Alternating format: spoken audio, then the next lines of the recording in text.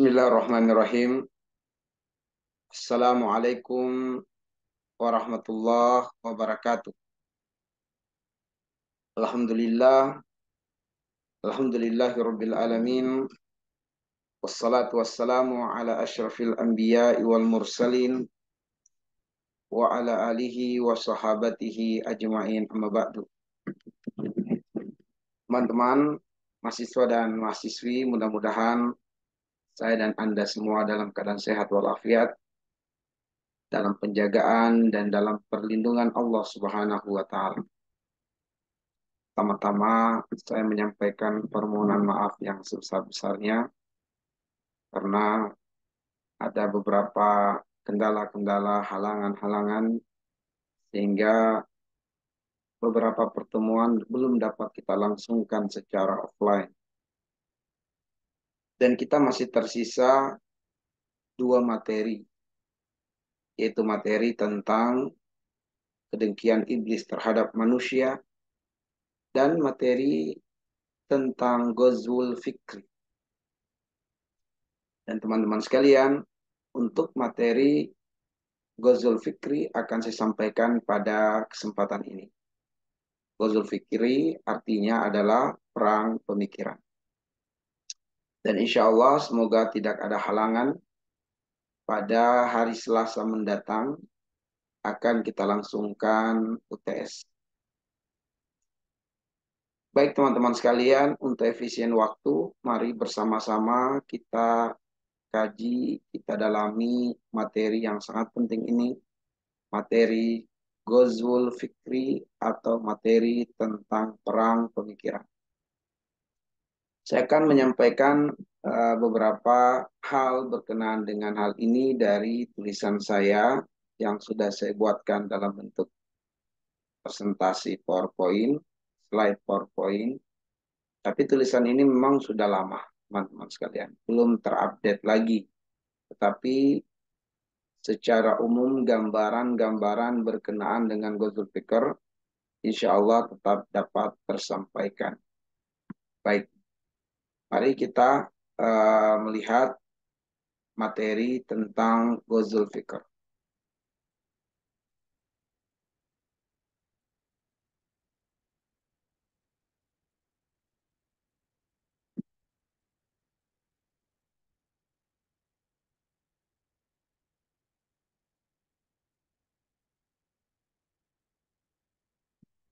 Bismillahirrahmanirrahim. Materi tentang Ghazwul Fikri. Ya, Ghazwu al-Fikri. Yang artinya adalah perang pemikiran.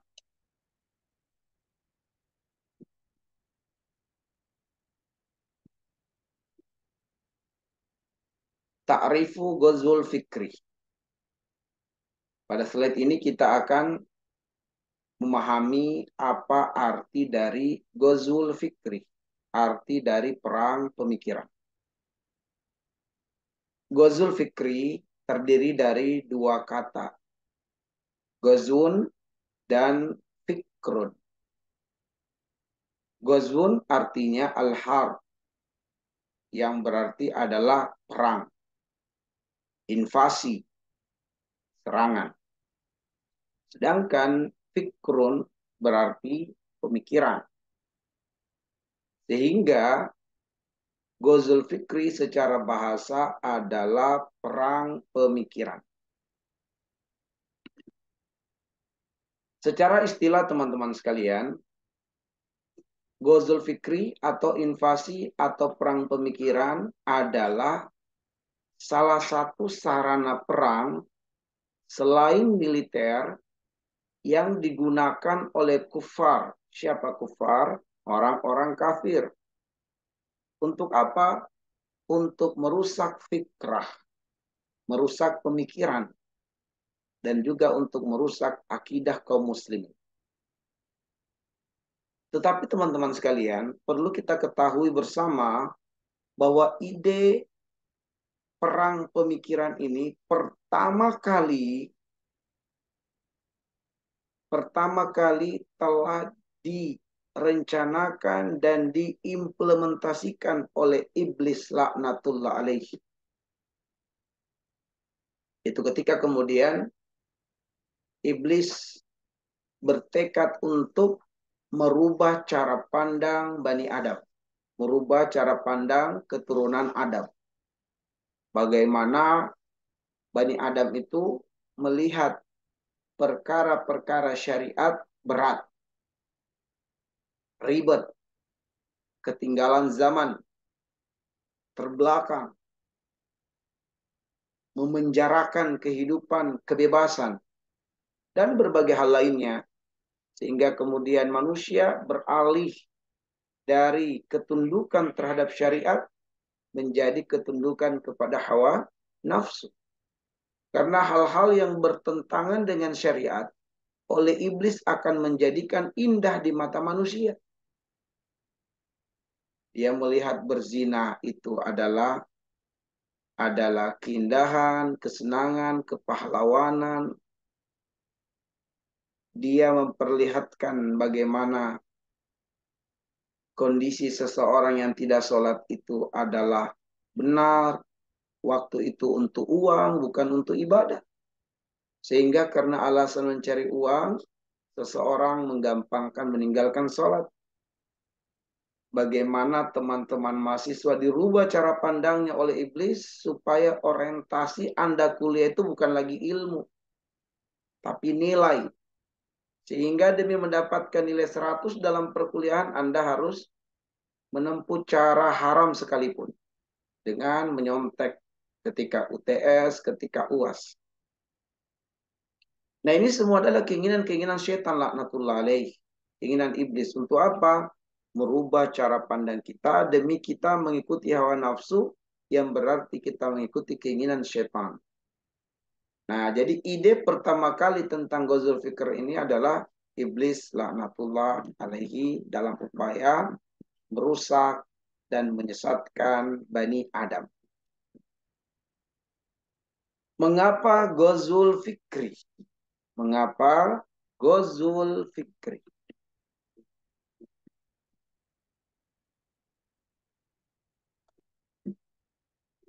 Teman-teman sekalian, Raja Louis yang ke-9 ya, pada Panglima Perang Salib yang ke-7 dikalahkan oleh Al-Mansurah, lalu kemudian menjadi tawanan perang. Nah, di dalam penjara Raja Louis ke-9 ini membuat suatu pernyataan. Isi pernyataannya, setelah menempuh perjalanan panjang, segalanya kini telah menjadi jelas bahwa mengalahkan kaum muslimin dengan jalan peperangan adalah mustahil. Karena mereka, yaitu kaum muslimin, maksudnya adalah memiliki manhaj yang jelas dan tegak di atas konsep jihad fi sabilillah. Dengan manhaj ini, mereka, yaitu kaum muslimin, tidak akan pernah dikalahkan dengan perang militer. Barat, jika ingin menang, harus menempuh jalan lain selain militer, yaitu jalan ideologi. Ideologi, yaitu pemikiran. Nah, itu adalah cikal bakal munculnya atau dimulainya perang pemikiran dalam upaya mengalahkan kaum muslimin. Dalam upaya menjadikan kaum muslimin membeok dengan apa yang menjadi keinginan kaum kafirin, para penjajah. Teman-teman sekalian, salah seorang misionaris internasional, Samuel Marinus Zwemer. Samuel Marinus Zwemer. Dalam pertemuan konferensi misionaris, dia mengatakan, misi utama kita sebagai seorang Kristen bukan menghancurkan kaum muslimin, namun memisahkan mereka dari Islam. Agar menjadi orang muslim yang tidak berakhlak, Dengan begitu akan membuka pintu bagi kemenangan imperialis di negeri Islam. Tujuan kalian adalah mempersiapkan generasi baru yang sesuai dengan kehendak kaum penjajah. Tujuan kalian adalah mempersiapkan generasi baru yang sesuai dengan kehendak kaum penjajah. Itu bagaimana menciptakan banyak manusia-manusia yang membeo dengan keinginan para penjajah. Mereka menginginkan agar kaum muslimin itu membeo, melupakan ajaran Islam yang mulia, ajaran Islam yang suci. Lalu mengikuti apa yang diinginkan oleh hawa nafsu.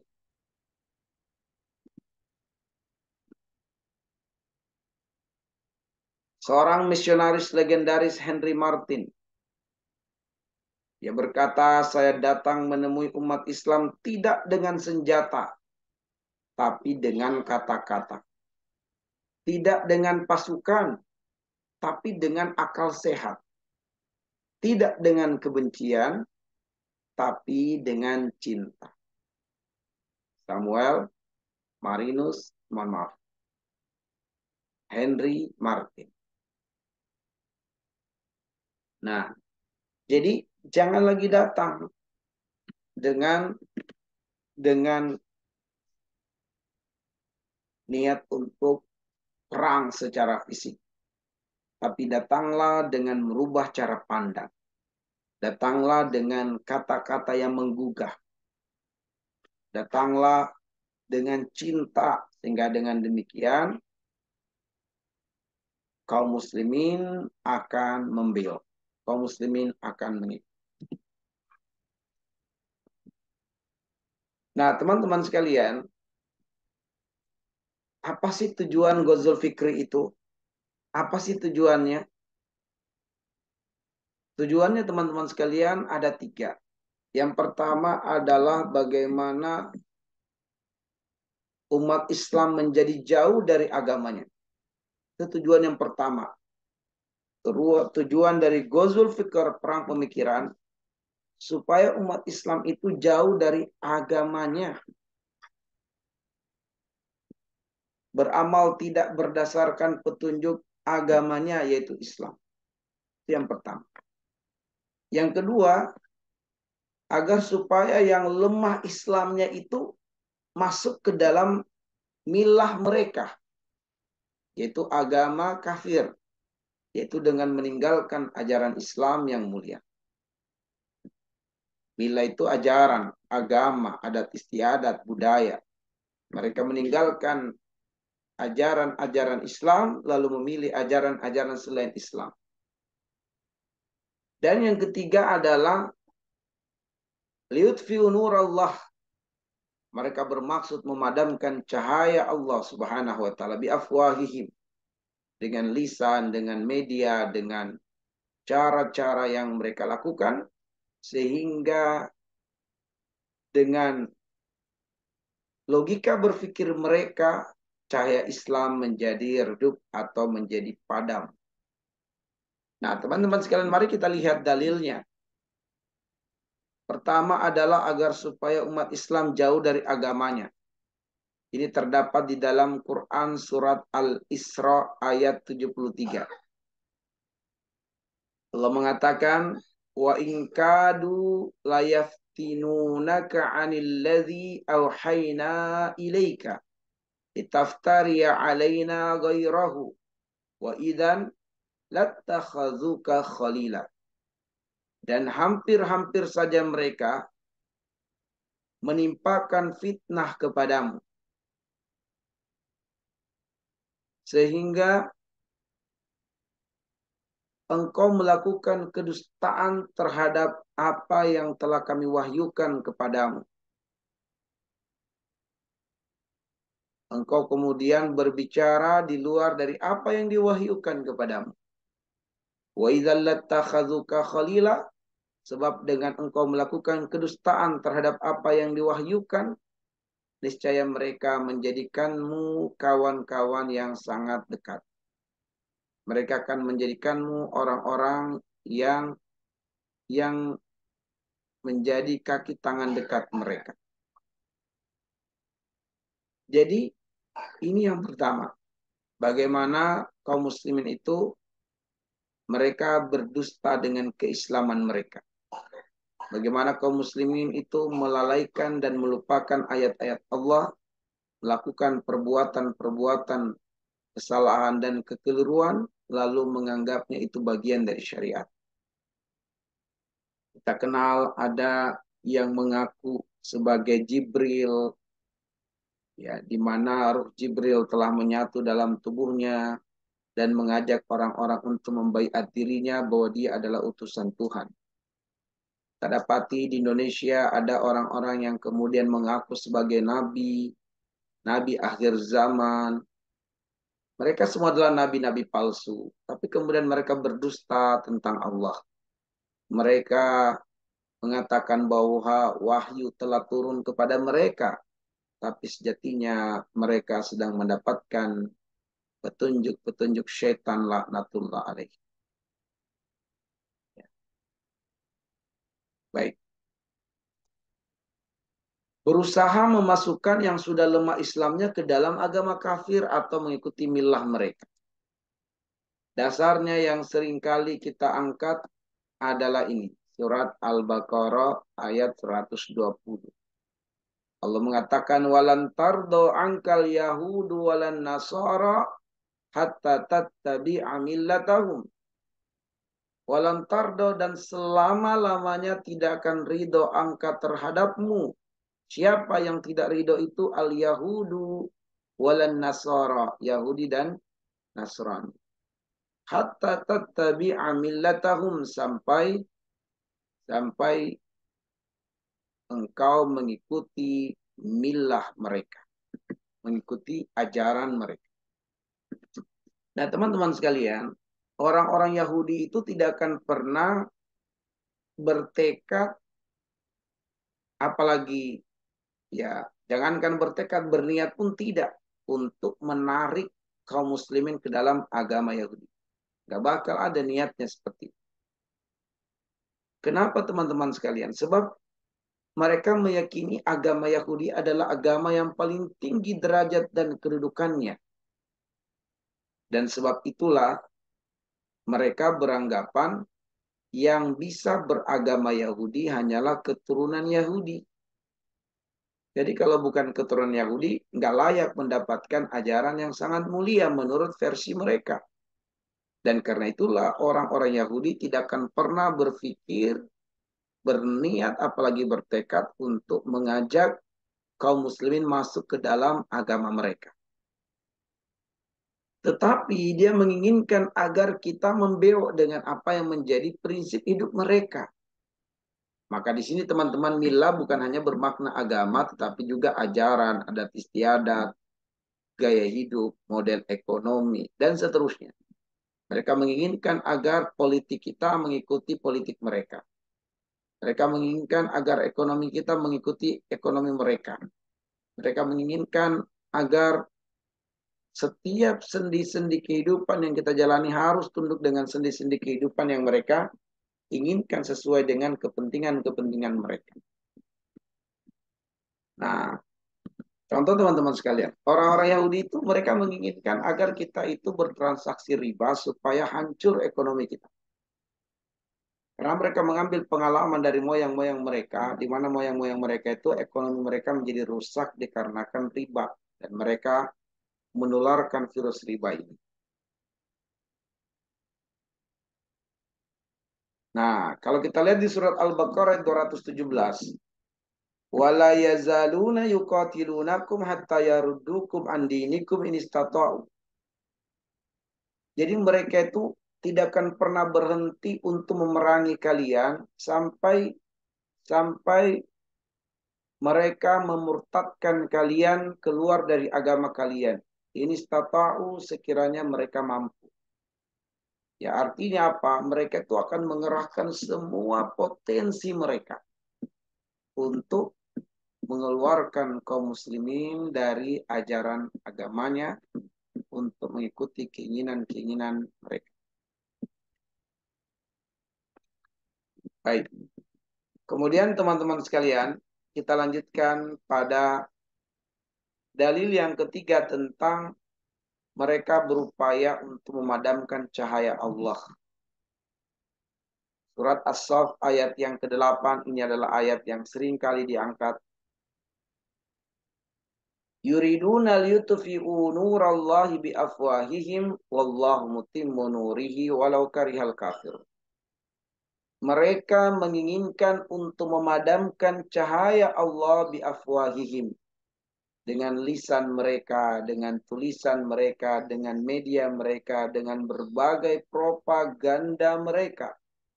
Wallahu mutimmu nurihi, dan Allah menyempurnakan cahayanya, agamanya. Walau karihal kafirun, meskipun orang-orang kafir tidak suka. Meskipun orang-orang kafir membencinya, tapi Allah akan memenangkan agama ini. Di dalam surat At-Taubah ayat 32, yuriduna ayyutfi'u nurallahi biafwahihim. Mereka menginginkan memadamkan cahaya Allah dengan lisan mereka, propaganda mereka. Wa ya'ballahu illa ayyutimma nura walau karihal kafirun. Dan Allah tidak menghendaki itu, melainkan Allah menyempurnakan agamanya meskipun orang-orang kafir itu tidak menyukainya. Jadi teman-teman sekalian, mereka berupaya memadamkan cahaya Allah, namun itu adalah perbuatan yang tidak akan pernah bisa terwujudkan karena Allah yang akan menjaga cahayanya. Allah yang akan menyempurnakan cahayanya. Semakin mereka memfitnah kaum muslimin, semakin bertambah jumlah kaum muslimin. Baik. Teman-teman sekalian, bagaimanakah metode Ghazwul Fikri? Bagaimanakah metode Ghazwul Fikri? Metodenya secara garis besar ada dua. Pertama, metode-metode yang bertujuan untuk membatasi supaya Islam tidak tersebar luas. Di sana ada 4 metode. Lalu metode yang bertujuan untuk menyerang Islam dari dalam. Di sana ada 3 metode. Mari kita lihat yang pertama. Metode dengan tujuan membatasi supaya Islam tidak tersebar luas. Ada metode tashkik. Tashkik itu pendangkalan atau menumbuhkan keraguan-raguan di dalam hati kaum muslimin. Yang kedua, taswi, pencemaran atau pelecehan. Kemudian yang ketiga, tadlil, penyesatan. Dan yang keempat, tagrib, pembaratan atau westernisasi. Nah, mari kita lihat yang pertama teman-teman sekalian, tashkik, yaitu pendangkalan, keraguan-raguan. Nah, teman-teman sekalian, salah seorang dosen UIN Yogyakarta yang bernama Profesor Dr. Abdur Munir Mulkan, dalam sebuah buku Ajaran dan Jalan Kematian Syekh Siti Jenar, penerbit bukunya Yogyakarta, maaf, kota diterbitkan bukunya Yogyakarta dan nama penerbitnya Kreasi Wacana, tahun terbit 2002. Di halaman 44, sang profesor mengatakan, jika semua agama memang benar sendiri, penting diyakini bahwa surga Tuhan yang satu itu sendiri terdiri banyak pintu dan kamar. Tiap pintu adalah jalan pemeluk tiap agama memasuki kamar surganya.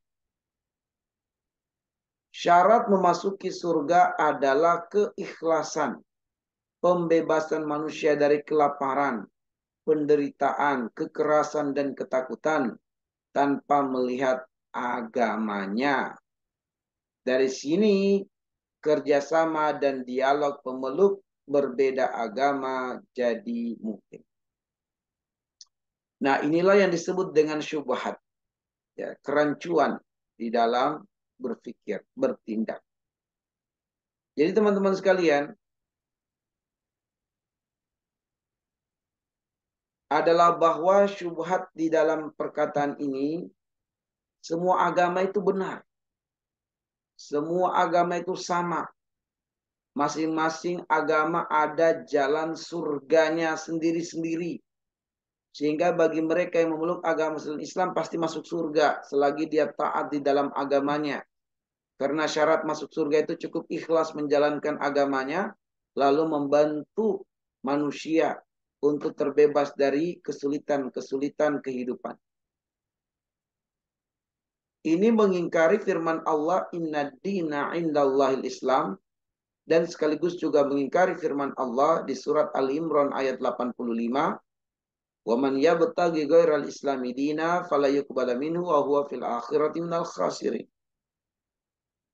Siapa yang memilih agama selain Islam, agama itu akan tertolak dan pada di akhirat kelak dia termasuk orang-orang yang merugi karena dia akan dilemparkan ke dalam neraka Allah meskipun dia sangat taat dengan agama yang diyakininya di dunia selain Islam itu. Nah, inilah yang disebut dengan syubhat, yang disebut dengan salah satu bentuk ghazul fikr, menjadikan kita ragu dengan agama kita sendiri, lalu menganggap semua agama adalah benar, semua agama pasti masuk surga.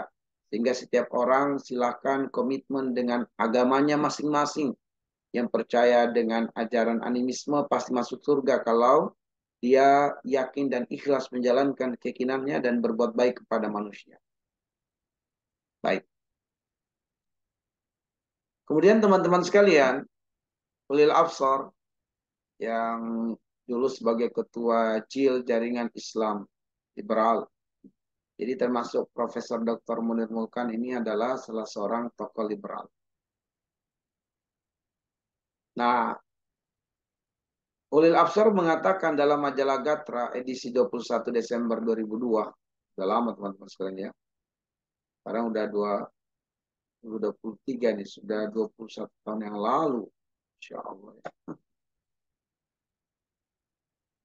Nah teman-teman sekalian, semua agama sama, semuanya menuju jalan kebenaran. Jadi Islam bukan yang paling benar. Ya, Islam bukan yang paling benar. Nah, mudah-mudahan saja si Fulan ini sudah rujuk pada kebenaran, kembali kepada Islam. Namun sekiranya dia telah benar-benar kembali kepada Islam, dia harus banyak mengisi kajian-kajian yang terpublish dan menjelaskan atau membantah semua statement-statementnya yang terdapat di dalam web ini. Ya, islip.com, islamliberal.com. Di sana masih banyak dikutip perkataan-perkataan ulil absar. Nah, maksud saya adalah beliau ini kalau mau tobat, dia harus meluruskan semua perkataan-perkataan yang sudah terlanjur, tershare, dan tersebar, termasuk apa yang terdapat dalam kutipan ini. Dia harus bantah. Dia harus mengatakan bahwa saya telah bertobat dari perkataan demikian, saya telah mengingkari perkataan itu, dan siapapun yang men-share-nya, menyebarkan, maka saya berlepas diri dari perkataan-perkataan tersebut. Maka insya Allah benarlah tobatnya, dan apa yang kita sampaikan ini tidak akan lagi menjadi dosa untuk. Karena dia sudah membuat sebuah informasi secara umum dan terpublish luas. Itu kalau dia benar dari taubatnya. Ya. Tapi kalau tidak, maka tetap saja tersebarnya pemikiran-pemikiran ini akan menjadi dosa jariah untuk. Baik. Kemudian teman-teman sekalian, taswih. Apa itu taswih? Taswih adalah pencemaran atau pelecehan. Pencemaran atau pelecehan. Nah, teman-teman sekalian, ini adalah Nasir Hamid Abu Zaid. Ya, Nasir Hamid Abu Zaid. Kita lihat profilnya. Nah, Nasir Hamid Abu Zaid ini, dia teman-teman sekalian, S1 sampai S3-nya jurusan Bahasa Arab. Universitas Kairo. Jadi luar biasa nih. S1 S3-nya jurusan Bahasa dan Sastra Arab. Pasti tentunya Bahasa Arab. Ya, tapi kemudian ketika dia tinggal di Amerika selama 2 tahun untuk melakukan penelitian doktornya, nah disinilah sepertinya dia mulai banyak terkontaminasi dengan pemikiran-pemikiran pemikiran-pemikiran Barat, ya pemikiran-pemikiran liberal, yang pada akhirnya pada tahun 2002 dia mengajukan karya-karyanya diantaranya Naqdu Alkitab Ad-Dini. Ya, ini karena saya kopas ya, jadi sepertinya kurang bagus kopasnya. Ini kitabnya adalah Naqdu Alkitab Ad-Dini. Naqdu Alkitab Ad-Dini yang artinya kritik terhadap kitab agama. Kritik terhadap kitab agama.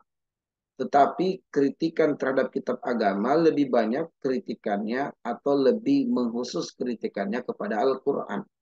Itu aneh gitu ya. Tulisannya Naqdu Alkitab Ad-Dini, kritik terhadap kitab agama, tetapi isi dari kitabnya adalah kritikan terhadap Al-Quran. Di tahun ini juga dia diterbitkan buku tersebut. Lalu kemudian melejitlah namanya di dunia Islam. Maka muncullah atau diangkatlah kasusnya. Di persidangan yang berakhir dengan vonis murtad atas dirinya oleh pengadilan tinggi Mesir. Jadi 1.000 ulama memberikan kesaksian, ya, memberikan kesaksian tentang dirinya bahwa isi kitabnya adalah murtad dan dia sendiri ketika tidak bertobat adalah murtad. Maka divonislah murtad oleh para ulama karena bukunya tersebar luas. Oke, kita coba lihat pemikirannya ya. Nah, ini salah satu pemikirannya teman-teman sekalian dalam buku tersebut. Dia mengatakan walaltifatu limazaimi al-khitab ad-dini bimutabaqati fahmir rasul lidalalati az-zatiyati lin-nafsi.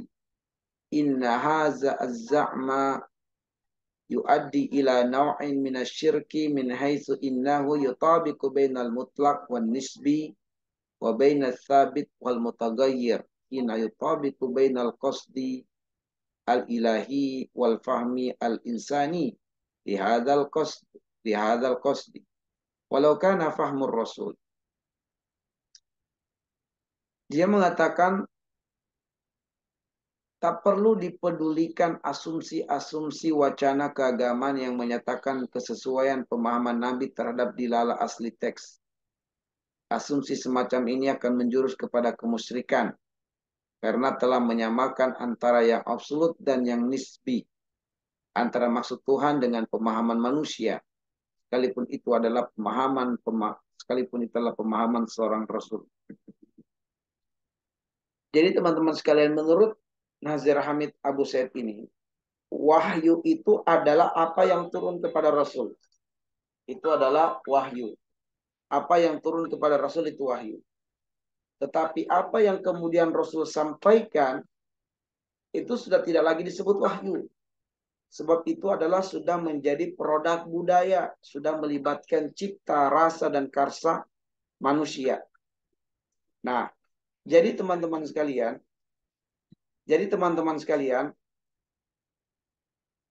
siapa yang menganggap Al-Quran itu adalah wahyu, maka dia telah melakukan kesyirikan. Itu pemikiran bahayanya pemikiran ini. Jadi Al-Quran yang kita baca saat ini, siapa yang meyakini ini adalah murni kalamullah, wahyu dari Allah, maka dia telah melakukan kesyirikan. Karena telah menyamakan antara wahyu dengan sesuatu yang nisbi, antara yang mutlak dengan yang nisbi. Ya, menyamakan antara yang mutlak dengan yang nisbi. Jadi meskipun itu pemahaman Rasul menurutnya.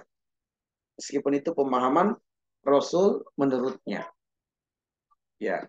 Jadi apa yang keluar dari Nabi itu sudah bukan lagi murni wahyu. Itu sudah sudah melibatkan cipta dan rasa serta karsa manusia. Sehingga itu disebut dengan budaya. Kalau sudah budaya, berarti tak perlu mensakralkan kitab Al-Quran itu. Nah, itu bahaya pemikiran ini. Dan teman-teman sekalian, terbukti bahaya dari pemikiran ini, teman-teman sekalian, ya, adalah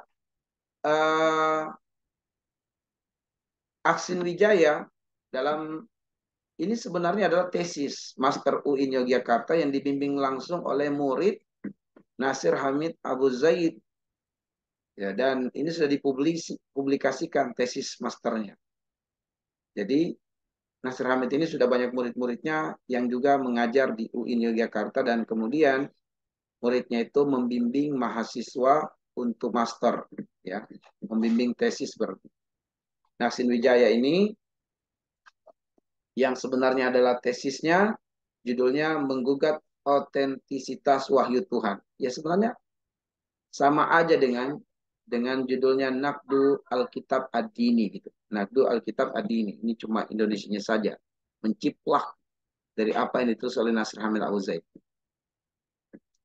Bukunya sudah diterbitkan di tahun 2004. Nah, di halaman 123 teman-teman sekalian, dia mengatakan mushaf itu tidak sakral dan juga tidak absolut, melainkan profan dan fleksibel. Apa itu profan dan fleksibel? Tidak perlu dikeramatkan, tidak perlu dianggap suci. Fleksibel ya. Fleksibel ya bisa diterima, bisa ditolak. Ya. Yang sakral dan absolut hanyalah pesan Tuhan yang terdapat di dalamnya yang masih dalam proses pencarian. Jadi yang sakral itu adalah wahyu Tuhan yang datang kepada Nabi. Tapi apa yang keluar dari Nabi sudah bukan lagi wahyu. Sehingga tidak ada yang mengenal dan mengetahui wahyu itu kecuali Nabi seorang. Adapun kita ya kita nggak tahu. Ada yang apapun yang terdapat dalam kitab saat ini itu bukan wahyu murni. Itu sudah melibatkan cipta rasa dan karsa Muhammad supaya Muhammad ini menurutnya dalam penyampaiannya bisa diterima, maka beliau mengupayakan kalimat penyampaiannya ini sederhana. Karena menurutnya adalah yang turun kepadanya itu perkataan yang berat. Inna sanulki alaika kaulan sakila. Kami akan turunkan kepada engkau Muhammad perkataan yang berat. Maka Nabi kemudian menurut Nasir Hamid Abu Zaid dan murid-muridnya itu adalah bahwa karena perkataan yang datang kepada Nabi itu berat, maka Nabi menyampaikannya dengan ringan sudah melibatkan ciptanya, rasanya, karsanya dia. Maka Quran itu adalah produk budaya, bukan lagi murni wahyu Tuhan. Pesannya iya, maknanya iya, tetapi teks tertulisnya tidak. Sehingga menurutnya kita diperkenankan bermain-main dengan mushaf tersebut tanpa ada beban sedikit pun, beban sakralitas yang melingkupi perasaan dan pikiran kita. Ini bahaya teman-teman sekalian. Oke, tadlil, penyesatan. Ya, tadlil atau penyesatan. Nah, Zainul Kamal dalam buku Fikih Lintas Agama, ini juga salah seorang liberal nih, teman-teman sekalian. Dalam buku Fikih Lintas Agama, ya diterbitkan oleh para Madinah di tahun 2004 di halaman 164 dia mengatakan soal pernikahan laki-laki non-muslim dengan wanita muslim merupakan wilayah ijtihadi dan terikat dengan konteks tertentu, diantaranya konteks dakwah Islam pada saat itu yang mana jumlah umat Islam tidak sebesar saat ini sehingga pernikahan antara agama merupakan sesuatu yang terlarang karena kedudukannya sebagai hukum yang lahir atas proses ijtihad. Maka amat dimungkinkan bila dicetuskan pendapat baru bahwa wanita muslim boleh menikah dengan laki-laki non muslim atau pernikahan beda agama secara lebih luas amat diperbolehkan apapun agama dan alirannya. Nah, ini adalah syubhat yang sangat berbahaya sekali karena menurutnya memilih pasangan beda agama itu hanyalah wilayah ijtihadi. Kalau dahulu dilarang itu karena jumlah umat Islam sedikit, tapi sekarang jumlah umat Islam tersebar, jumlahnya banyak, berinteraksi juga dengan manusia-manusia yang tidak seagamanya dengannya, maka sudah boleh berijtihad untuk dibolehkan wanita muslimah dinikahi oleh laki-laki kafir. Dan tentu ini teman-teman sekalian sangat bertentangan dengan firman Allah Subhanahu wa taala dalam surat Al-Baqarah ya, di ayat 221 222. Di mana Allah melarang menikah beda agama. Oke, kemudian teman-teman sekalian, ini adalah Profesor Dr. Musdah Mulia. Nah, kalau ini intinya pemikirannya menghalalkan homoseksual, menjadi pembela pendukung homoseksual. Jadi dalam beberapa tulisannya dia mengatakan masa sih Tuhan harus repot mengurus urusan kemaluan? Apa Tuhan tidak punya pekerjaan yang lebih tinggi dari itu? Nah, ini kan penghinaan terhadap Allah. Dan inilah kemurnian agama, sebab agama itu mengurus kita dari urusan lahir dan batin, dari urusan bangun tidur sampai tidur kembali, ya dari urusan kita lahir sampai mati. Ya. Itu urusan agama teman-teman sekalian. Tapi kemudian pemikirannya membela kaum LGBT. Nah, sehingga teman-teman sekalian, suara dari IAIN, ya, institusi agama Islam negeri, hanya orang primitif saja yang melihat perkawinan sejenis sebagai sesuatu yang abnormal dan berbahaya. Bagi kami, ya bagi mereka maksudnya, tiada alasan kuat bagi siapapun dengan dalih apapun untuk melarang perkawinan sejenis. Sebab Tuhan pun sudah maklum bahwa proyeknya menciptakan manusia sudah berhasil bahkan kebablasan. Dan auzubillah, ini menghina Allah nih ya. Allah bilang inna kulla syai'in khalaqnahu biqadar. Segala sesuatunya telah ditakar Allah dengan takaran sempurna. Surat Al-Qamar ayat 49. Tapi dia mengatakan bahwa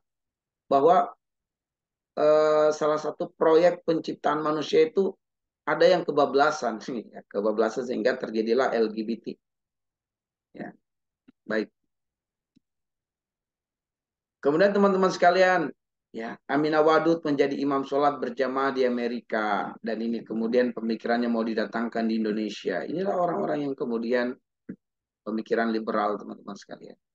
Laki-laki perempuan satu sah, perempuan boleh sholat tanpa jilbab, tanpa mukena, ya, dan seterusnya. Dia diimami oleh perempuan. Setelah dia ini Jumat, setelah dia khotib Jumat, dia imam. Nah, jadi ini semua adalah pemikiran-pemikiran liberal, teman-teman sekalian. Dan ini disebut dengan Ghazul Fikr, perang pemikiran. Bagaimana kita beribadah itu berdasarkan hawa nafsu, bukan berdasarkan tuntunan. Kemudian tagrib, ya, pembaratan atau westernisasi, teman-teman sekalian. Bagaimana gaya hidup para pemuda dan pemudi dari kalangan kaum muslim itu bisa menghalalkan seks, lalu melakukan hubungan seks bebas, dilihat orang, tidak dilihat orang, malah mereka memvideokan seks mereka, apalagi fitnah TikTok teman-teman sekalian ya, banyak muslimah yang mengorbankan ajaran agamanya, ajaran Islamnya, mereka mempertontonkan auratnya di TikToknya, ya mereka mengambil video gambar tubuhnya yang tersingkap auratnya, naudzubillah min dzalik. Sehingga dengan gaya hidup seks bebas, banyak terlahir bayi-bayi karena KB, apa itu kecelakaan berencana. Bahkan kemudian banyak bayi-bayi yang dibunuh karena KB, kecelakaan berencana ya, bukan program keluarga berencana ya, tapi kecelakaan berencana. Kecelakaan berencana karena mereka menghalalkan hubungan seks laki dan perempuan tanpa ikatan pernikahan. Nah, teman-teman sekalian, A'agim dia menempuh jalan yang sah, poligami. Tapi kemudian dia dicerca oleh netizen. Dia dibully habis-habisan. Banyak kaum muslimin yang terpropaganda dengan isu poligami yang dilakukan oleh A'agim. Akhirnya banyak para muslimah dari kalangan ibu-ibu dan juga putri-putri mereka yang meninggalkan lagi dakwah A'agim, tidak mau lagi menontonnya karena marah kepada A'agim. Saya bingung. Apa kemarahannya gitu? Apa sebab kemarahan mereka kepada A'agim? Alasan apa untuk mereka marah kepada A'agim? Apakah karena A'agim tidak memilih mereka? Ya mungkin itu. Karena kalau dia menikah dengan 2 istri, 3 istri, ya halal saja secara syariat. Tidak ada yang bertentangan, apalagi beliau menempuh dengan cara yang benar, cara yang baik. Tapi ini teman-teman sekalian, dia berzina, tapi semakin tenar. Ya, semakin tenar ini menempuh cara yang halal, dibully habis-habisan sehingga usaha beliau yaitu MKNet, ya manajemen Kalbonet itu menjadi bank. Sedangkan yang ini melakukan perbuatan zina tetapi semakin tenar setelah. Tenar dalam arti dipuja-puja. Ya, auzubillah. Baik teman-teman sekalian di apa ya, di tanggal 6 September 2003 bertempat di planet Piramid Parangtritis Yogyakarta berlangsung perkawinan Homo William Johannes Belanda dan Philips Iswardono Indonesia. Ini laki dengan laki teman-teman sekalian ya. Pedang dengan pedang nih. Pernikahan sesama jenis. Nauzubillah. Kemudian 15 Januari 2006 terbentuk Arus Pelangi di Jakarta, yakni LSM, tempat mangkalnya kaum lesbian dan gay, biseksual dan transgender atau disingkat LGBT. Perpanjangan tangan Gay Pride yang berpusat di Belanda. Ini gerakan waria Indonesia teman-teman sekalian. Sehingga sangat dinasihatkan memang teman-teman berhati-hati di dalam memilih, ya, di dalam memilih pasangan. Khawatirnya teman-teman melihat dia adalah wanita cantik, tapi ternyata dia adalah laki-laki yang sudah operasi plastik. Ya. Ini gerakan waria Indonesia, teman-teman sekalian. Oke, sekarang menyerang Islam dari dalam, yaitu penyebaran paham sekularisme. Sekularisme itu paham yang memisahkan antara agama dan politik, agama dengan ekonomi, ya agama dengan sosial. Jadi kalau kita politik nggak ada hubungannya agama. Kalau kita berekonomi nggak ada hubungannya dengan agama. Itu adalah paham sekularisme. Penyebaran paham nasionalisme, yaitu kita menjadi arogansi terhadap kesukuan, terhadap nasional kita. Kita benci agama, kita benci negara yang lain. Kita pengen gayang Malaysia, ya kita pengen serang. Nauzubillah gitu. Kemudian pengerusakan akhlak umat Islam, terutama dari pemudanya. Nah, di sini teman-teman sekalian berbahayanya nih. Merdeka atau mati, banyak yang memilih mati daripada merdeka. Nah, kalau kita men-share di Google tentang aktivitas para remaja pemuda Indonesia, maka gambar-gambar yang demikianlah yang banyak muncul. Seolah-olah gambaran pemuda adalah hura-hura, tawuran, kemudian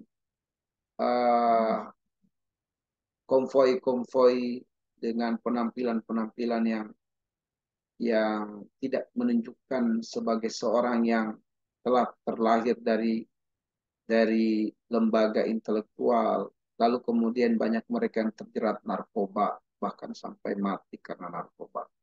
Ini adalah gambaran pemuda-pemudi kita, na'udzubillah, subhanallah min dzalik.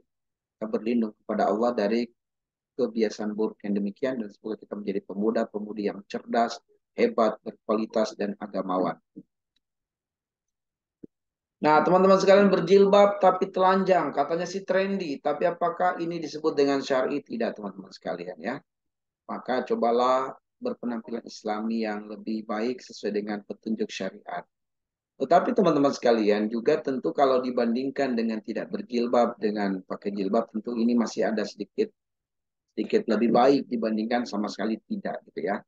Namun yang sudah sampai pada tahap ini harus berjuang, jangan langgeng, jangan istiqomah dengan yang demikian. Berjuang untuk bisa lebih sempurna jilbab.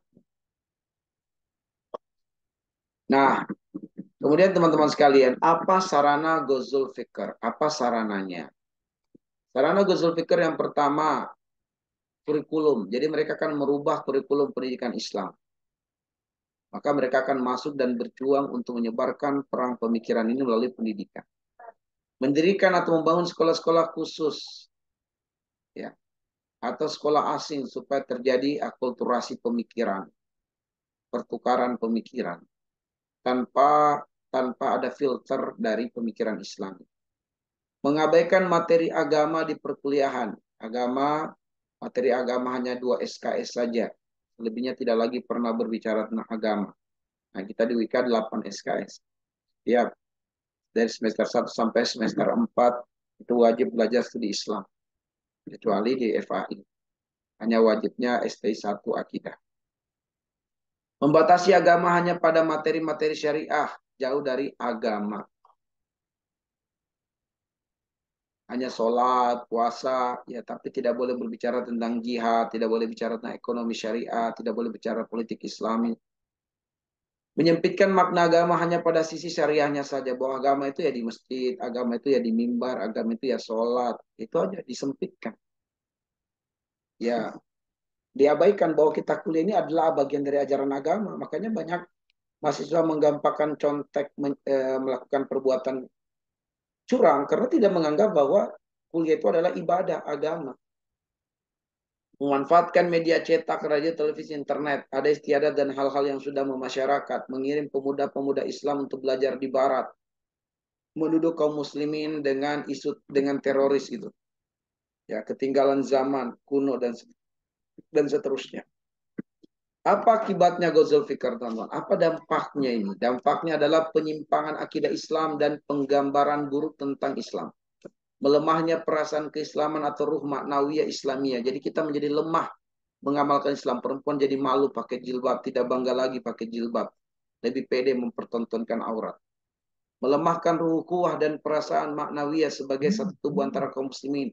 Kita nggak mencintai persaudaraan, tapi kita menyukai permusuhan, hasad, kebencian, peperangan.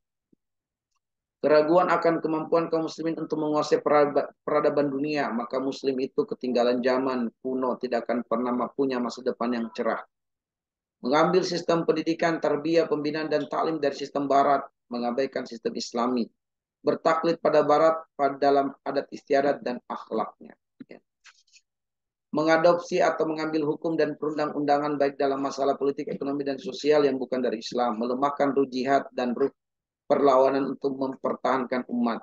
Kerusakan moral atau akhlak, menyebarkan mazhab-mazhab pemikiran yang menyimpang, sekularisme dan modernisme dalam konteks negatif, ketergantungan negara-negara Islam kepada negara-negara kafir dari sisi politik dan juga ekonomi. Nah, teman-teman sekalian yang dimuliakan oleh Allah Subhanahu wa taala, inilah akibat daripada Ghazal Fikr. Lalu bagaimana menangkalnya, teman-teman sekalian? Bagaimana menangkal virus ini? Menangkalnya dengan dua, ilmu dan juga sabar. Ilmu dan juga sabar. Teman-teman sekalian, ilmu dan juga sabar ini, ya, ilmu dan juga sabar itu uh, terdapat di dalam surat As-Sajdah ayat yang ke-24. Allah mengatakan, "Waja'alna minkum a'immatan yahduna bi amrina lamma sabaru wa kanu bi ayatina yuqinun." Yang akan dijadikan Allah sebagai pemimpin-pemimpin yang berjalan di muka bumi, memberikan penerangan dan cahaya adalah mereka-mereka yang memiliki dua karakter unggulan, dua karakter utama, lamma sabaru ketika dia bersabar, wa kanu bi ayatina yuqinun dan terhadap ayat-ayat Allah dia berilmu. Apabila dia sabar, maka sabar ini adalah tameng terkuat untuk menolak segala gangguan-gangguan atau serangan-serangan setan dari jalan syahwat. Dan apabila dia memiliki ilmu, maka ini merupakan tameng terkuat untuk menangkis serangan-serangan setan dari jalan syubhat. Apa itu syubhat? Campur aduk antara hak dan batil. Atau berbagai alasan-alasan yang dimunculkan untuk membenarkan kesalahan. Itulah yang disebut dengan syubhat. Nauzubillah min dzalik. Baik teman-teman sekalian, kita cukupkan pertemuan kita dengan materi Ghazal Fikr, dan sebenarnya ini adalah materi yang ketujuh, ya, dan materi tentang kedengkian iblis terhadap manusia. Sepertinya teman-teman hanya akan saya share video ceramah, ya, ceramah saya tentang ini, tentang kedengkian iblis terhadap manusia, walaupun dalam konteksnya tidak mengajar, ya, konteksnya adalah kajian, ya, tentu akan ada bahasa penyampaian yang berbeda antara penyampaian materi dengan kajian dengan penyampaian materi dalam bentuk pengajaran di kelas. Ala kulli hal, mohon maaf atas kekurangan dan keterbatasan, tetapi setidaknya ide, pemikiran dan nilai yang akan saya sampaikan di dalam materi ceramah tentang kedengkian iblis terhadap manusia itu adalah juga menjadi poin penting yang akan kami sampaikan dalam pengajaran di kelas, andaikan terjadi pengajaran di kelas. Nah, teman-teman sekalian, insya Allah dua materi ini menjadi penyempurna atau pelengkap materi kita sebelum UTS. Dan insya Allah setelah mendatang kita akan melangsungkan UTS. Nakhtafi bihadzal qadar. Nasallallahu ayyaja'alana minal ladzina yastami'una al-qawla wayattabi'una ahsana. Bagi yang sudah mengikuti materi Ghazal Fikr ini, silakan nanti mengabsen, dan tidak mengapa di absen, pilih opsi yang ke-6. Pilih opsi pertemuan yang ke-6. Adapun nanti materi tentang kedengkian iblis terhadap manusia, pilihlah dia sebagai opsi pertemuan yang ke-7, ya. Baik teman-teman sekalian, kita cukupkan. Assalamualaikum warahmatullahi wabarakatuh.